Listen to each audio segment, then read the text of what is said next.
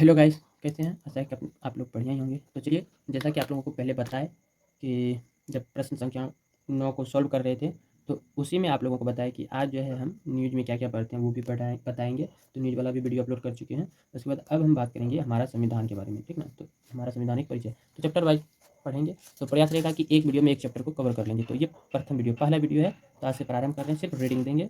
तो इसमें भी बताते हैं कि इसमें हम रीडिंग देंगे, ठीक है? Only one reading. तो देखिए, इसमें जो है टोटल 14 टॉपिक है, यानी चैप्टर है। पहला है संविधान क्या है। उसके बाद हम जानेंगे संविधान का निर्माण।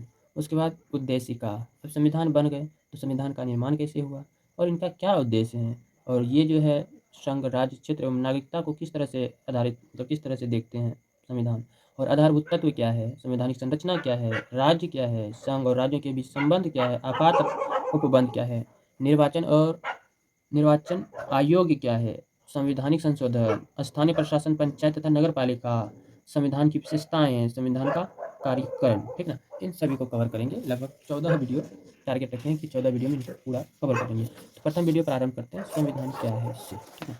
तो ये रहा प्रथम वीडियो। सिर्फ रीडिंग करेंगे, आपको पहले बता दिए। तो देखिए, पहला शुरू हो गया, तो यहाँ से शुरू करते हैं। किसी राष्ट्र का संविधान उसका मूलभूत कानून तथा राजनीतिक ढांचे का प्राथमिक आधार होता है। यह जानने के लिए कि किसी देश का शासन कैसे चलता है तथा उसके नागरिकों के अधिकार और कर्तव्य क्या है, हमें सबसे पहले उन संविधान को समझने की आवश्यकता है। संविधान राज्य के मुख्य अंगों जैसे कार्यपालिका, विधायिका एवं न्यायपालिका की स्थापना करता है, उनकी शक्तियों की व्याख्या करता है, उनका सीमांकन करता है और उनके परस्पर तथा नागरिकों के साथ संबंधों को नियमित करता है। परिभाषा के अनुसार लोकतंत्र में लोग स्वयं अपने सार्वभौमिक शासक होते हैं, लेकिन ये सार्वभौम शक्तियाँ तब तक उपयोगी साबित नहीं हो सकती जब तक कि लोग व्यवस्थित एवं अनुशासित ना हो। लोगों को एक ऐसी संस्था की आवश्यकता होती है जो उनकी संप्रभु शक्तियों और इच्छाओं को व्यक्त व नियोजित करने का एक साधन बन सके। यूनान के नगर राज्यों में अथवा भारत के प्राचीन ग्राम गणराज्यों में सभी लोग एकजुट होकर राज्यों के महत्वपूर्ण मामलों में निर्णय लेने में भागीदारी निभाते थे। लेकिन वर्तमान में राज्यों के आकार और प्रशासन की बढ़ती जटिलताओं के चलते ऐसा संभव नहीं है। मौजूदा लोकतंत्र पर्याय प्रतिनिधिक है। अपनी सार्वभौमिक शक्तियों की प्रक्रियाओं द्वारा लोग स्वयं निर्धारित करते हैं कि वे कैसे और किसके द्वारा शासित होना पसंद करेंगे और राजनीतिक व्यवस्था कैसी होनी चाहिए, जिसके माध्यम से वे अपनी आकांक्षाओं को पूरा कर सकते हैं। किसी राष्ट्र का संविधान उसके संस्थापकों के मानकों और मूल्यों का प्रतीक होता है। यह सामाजिक, राजनीतिक और आर्थिक रूप से उस पीढ़ी के विचारों का प्रतिनिधित्व करता है। जब कोई देश विदेशी दासता से मुक्ति पाता है, क्रांति होती है या एक राष्ट्र या राज्य के रूप में एक नए सार्वभौमिक शासन का उदय होता है, उस समय उसकी सबसे प्रथम लोकतांत्रिक प्रक्रिया उसके लोगों द्वारा अपने लिए एक संविधान गठित करना होता है। संविधान में आधारभूत नियमों का वर्णन होता है, जिसके अंतर्गत ही राज्य की सभी इकाइयों और अंगों प्रत्यंगों को शक्तियाँ सौंपी जाती है। संघीय संरचना वाले राष्ट्रों में संघ सॉरी संघीय संरचना वाले राष्ट्रों में संविधान संघ, राज्यों और अन्य इकाइयों के बीच शक्तियों के वर्णन, परिसीमन एवं वितरण की भूमिका भी निभाता है।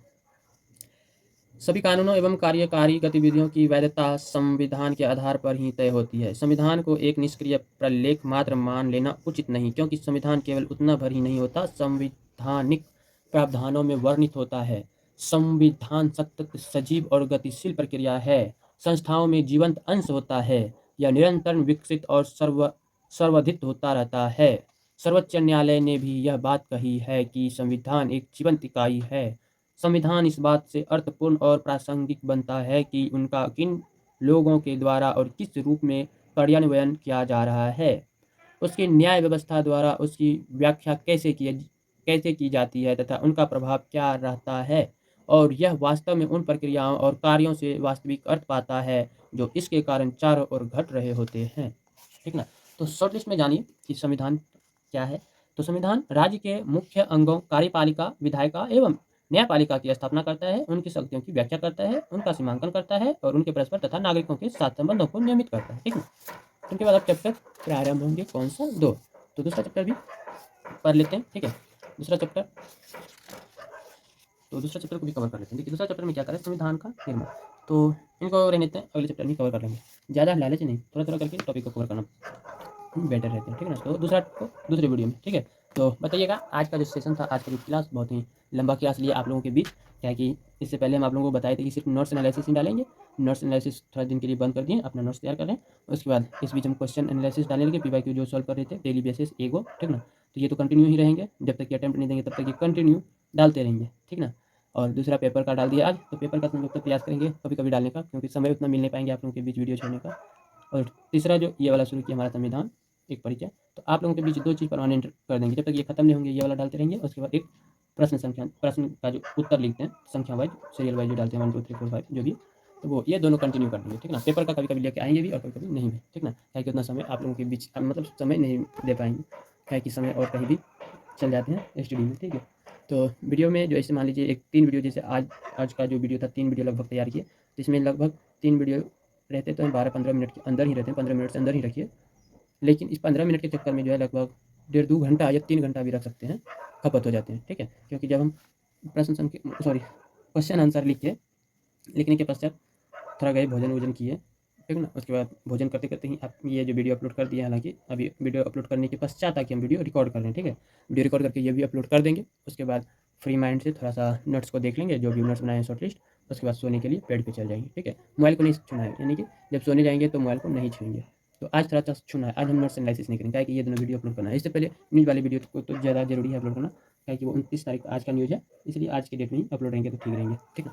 तो चलिए बस जो भी बातें थे कर ही लिए आप लोगों के बीच। अब मिलते हैं फिर कल। Bye bye, love you. बस आप लोग सपोर्ट कीजिए और आप लोग अपना प्रतिक्रिया जरूर दीजिएगा कमेंट में। मिलते हैं अगले वीडियो के साथ। Bye bye, love you, bye, good night.